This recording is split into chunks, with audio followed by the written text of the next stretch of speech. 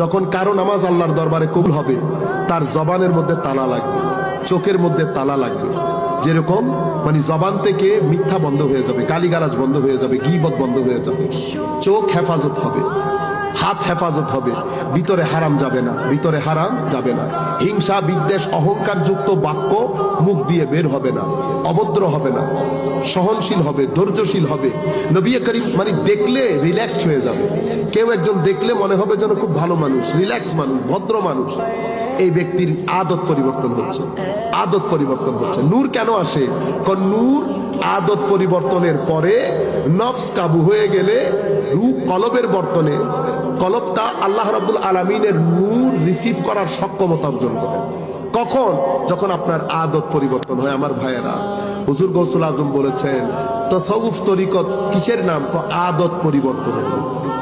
আদত পরিবর্তন, তারকুল আদা, আদত পরিবর্তনের। আদত কি? মিথ্যা বলা আমার আদত, স্বভাব।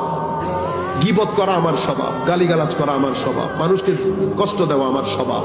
এই স্বভাবগুলোর মধ্যে যদি পরিবর্তন না আসে তো তরিকত তাসাউফ আসে না, সিনার ভিতরে নূর আসে না, সিনার ভিতরে নূর আসে না।